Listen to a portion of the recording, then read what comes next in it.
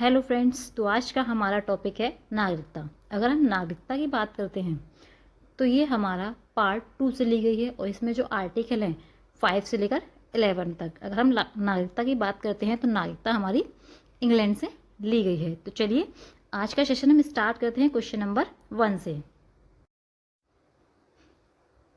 Question number 1, भारतीय संविधान के किन अनुच्छेदों में नागरिकता संबंधी प्रावधान है? तो इसका जो आंसर है वो है हमारा आर्टिकल 5 to 11। अगर हम बात करते हैं आर्टिकल 5 ही, तो संविधान के प्रारंभ पर नागरिकता का प्रावधान है। आर्टिकल 6 की बात करते हैं तो विभाजन के समय पाकिस्तान से भारत आने वाले व्यक्तियों की नागरिकता का प्रावधान है। आर्टिकल 7 की बात करते हैं तो विभाजन के समय भारत से पाकिस्तान जाने वाले व्यक्तियों की नागरिकता का प्रावधान है। आर्टिकल 8 की बात करते हैं तो भारतीय मूल के व्यक्तियों की नागरिकता का प्रावधान है। आर्टिकल 9 की बात करते हैं तो नागरिकता की समाप्ति है। आर्टिकल 10 की बात करते हैं तो नागरिकता के अधिकार बने रहे हैं। आर्टिकल 11 की बात करते हैं तो संसद द्वारा नागरिकता अधिकार कानूनों का विनिमय का प्रावधान है। मतलब नागरिकता को लेकर सारी जो शक्तियां हैं वो संसद के पास हैं।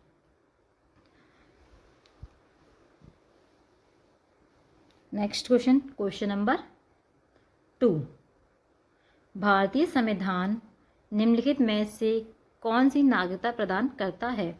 तो भारत जो है एकल नागरिकता, भारत में जो है एकल नागरिकता का प्रावधान है।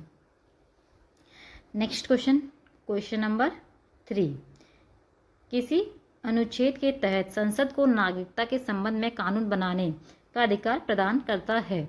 तो ये है हमारा आर्टिकल 11। आर्टिकल 11 में क्या है कि संसद नागरिकता के संबंध में कानून बना सकती है। नेक्स्ट क्वेश्चन, क्वेश्चन नंबर 4, भारतीय नागरिकता प्राप्त नहीं की जा सकती। तो भारत की जो नागरिकता है वो है हमारा नहीं प्राप्त की जा सकती। तो आंसर है इसका डी, भारतीय बैंक में धन जमा करके। अगर हम बात करते हैं भारत में अगर नागरिकता प्राप्त करनी है किसी व्यक्ति को तो कैसे कर सकता है? तो वो जन्म के द्वारा कर सकता है, देशीकरण द्वारा कर सकता है, किसी भूभाग के सम्मेलन द्वारा कर सकता है और रजिस्ट्रेशन द्वारा कर सकता है और रक्त संबंधी या वंशानुक्रम द्वारा भी नागरिकता प्राप्त कर सकता है। ये हमारा भारतीय नागरिकता अधिनियम 1955 द्वारा जो है हमारा नागरिकता प्राप्त करने के कर सकता है। नेक्स्ट क्वेश्चन, क्वेश्चन नंबर 5, देशीकरण द्वारा नागरिकता प्राप्त का एक तरीका क्या है? तो आंसर है सी, विदेशी पुरुष से विवाह करने पर। नेक्स्ट क्वेश्चन, क्वेश्चन नंबर 6, नागरिकता बनने की निम्नलिखित शर्तों में से एक आवश्यक शर्त क्या है? तो राज्य की सदस्यता, राज्य की सदस्यता के आधार पर नागरिकता बनने की शर्त जो है एक अनिवार्य है। Next question, question number 7, Pakistan से आकर भारत में नागरिकता प्राप्त करने संबंधी प्रावधान का वर्णन निम्नलिखित में से किस अनुच्छेद में किया गया है?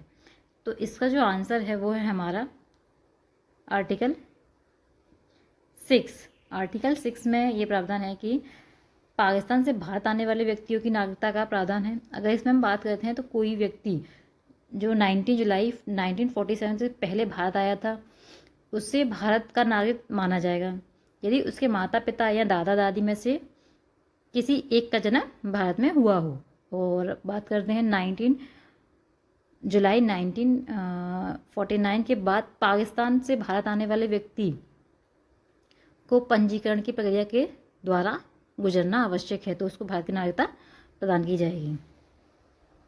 नेक्स्ट क्वेश्चन, क्वेश्चन नंबर 8, नागरिकता के लोप होने का एक नियम है। तो इसका आंसर है हमारा देशद्रोही का अपराध सिद्ध होना। अगर आपके ऊपर देशद्रोही का आरोप सिद्ध हो जाता है तो आपकी जो नागरिकता है वो समाप्त हो जाएगी। नेक्स्ट क्वेश्चन, क्वेश्चन नंबर 9, एक व्यक्ति नागरिकता के अधिकार कैसे खो सकता है? एक कारण हो सकता है। तो इसका जो आंसर है वो है एक व्यक्ति दूसरे राज्य की नागरिकता ले ले, क्योंकि भारत में जो है एकल नागरिकता का प्रावधान है। अगर आपने किसी भी अन्य देश की नागरिकता ले ली तो आपकी भारत की जो नागरिकता है वो स्वतः ही समाप्त हो जाएगी।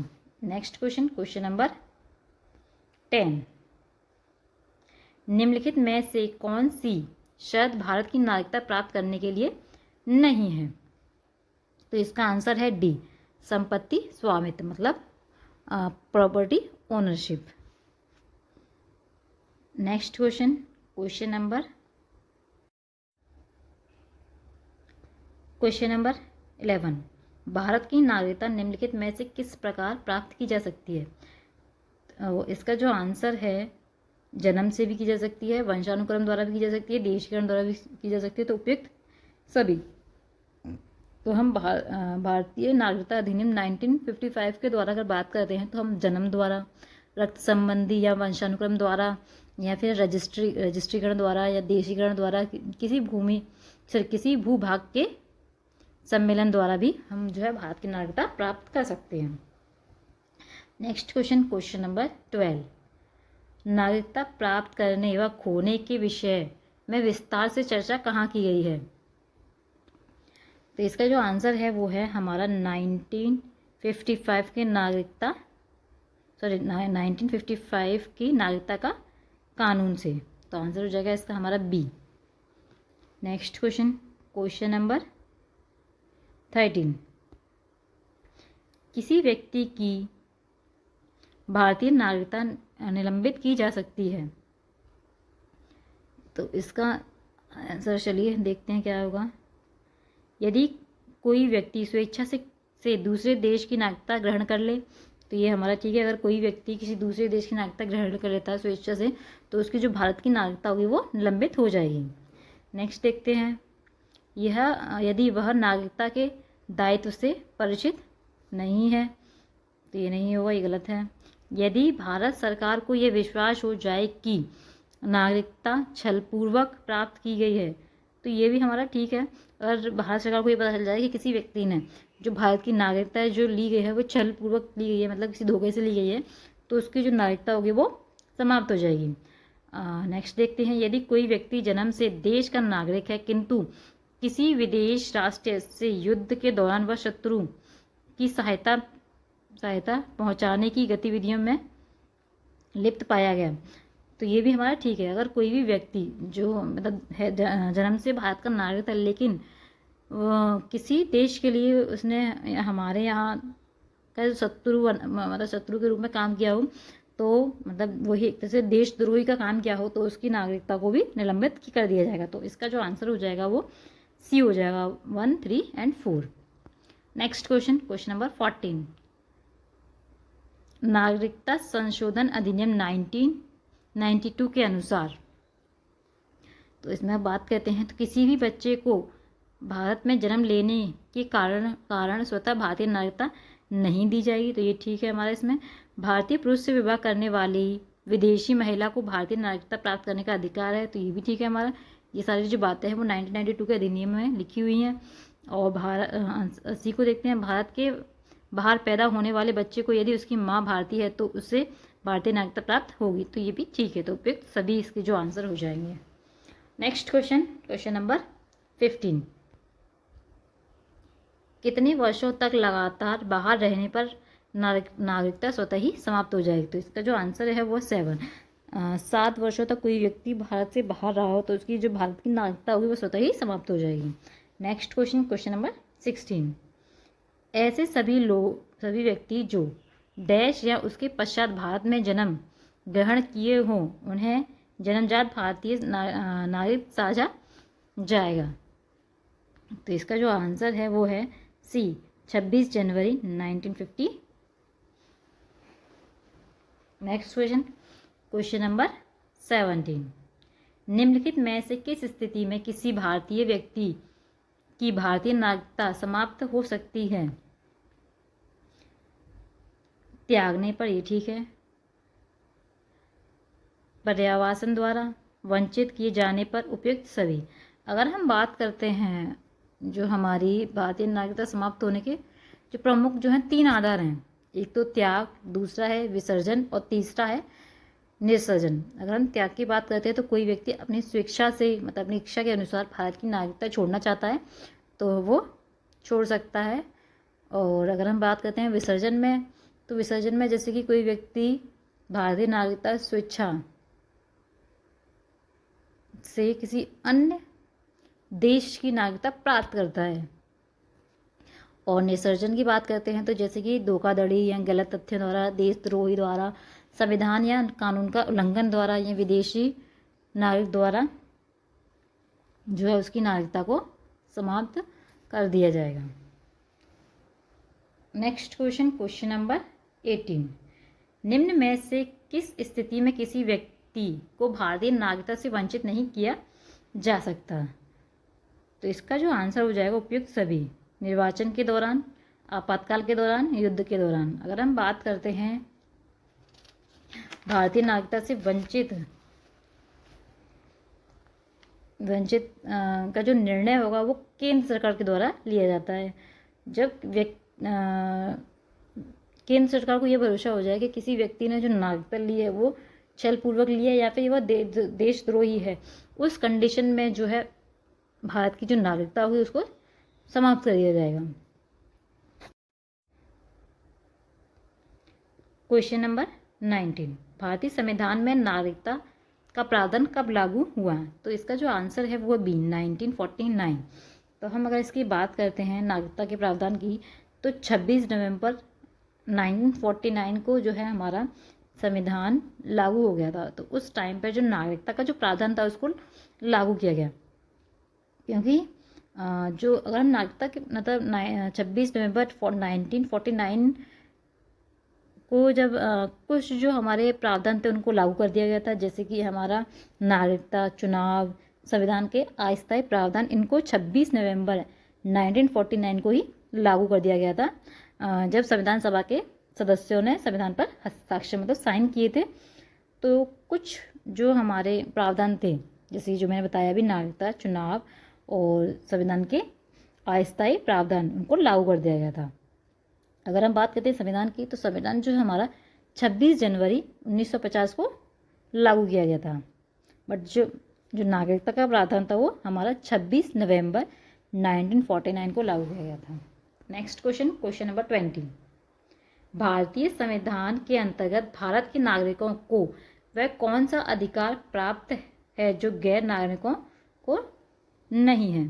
तो उपयुक्त सभी, कुछ सार्वजनिक पदों की पात्रता, संसद व विधानमंडल के सदस्य होने का अधिकार, आर्टिकल 15, 16 और 19 द्वारा प्रदत्त मौलिक अधिकार जो है हमारे सिर्फ और सिर्फ भारतीय नागरिकों के लिए हैं, ये हमारे गैर नागरिकों के लिए नहीं है। नेक्स्ट क्वेश्चन, क्वेश्चन नंबर 21,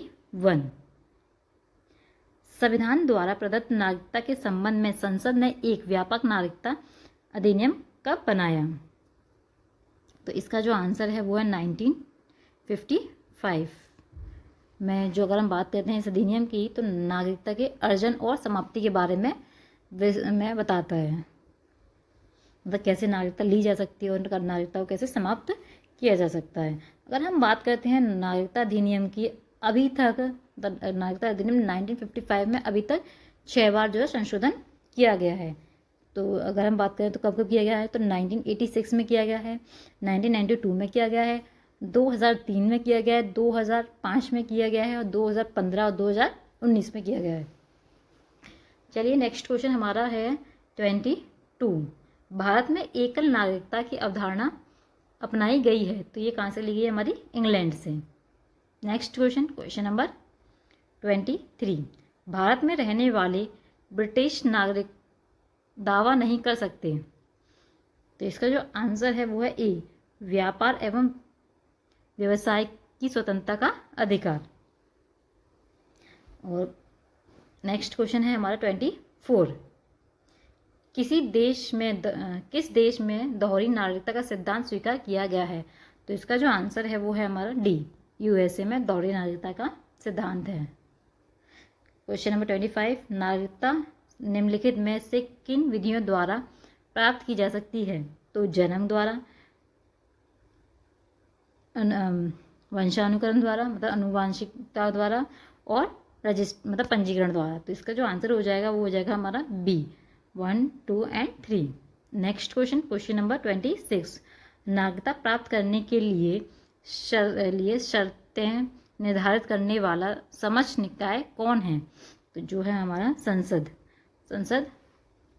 जो है नागरिकता संबंधी प्रावधान है उनको निर्धारित करती है।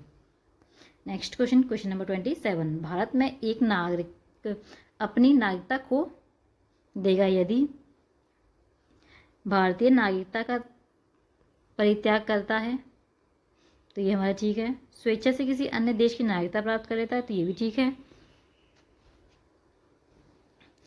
किसी अन्य देश की नागरिक से विवाह करता है, तो ये हमारा गलत है। सरकार की आलोचना करता है, तो ये भी गलत है। तो इसका जो आंसर हो जाएगा वो हमारा हो जाएगा सी। आज का ये सेशन हमारा यहीं समाप्त होता है। तो चलिए अब हम आपसे नए टॉपिक में मिलेंगे, और आपको ये सेशन अच्छा लगा हो तो प्लीज़ लाइक करें। Thank you.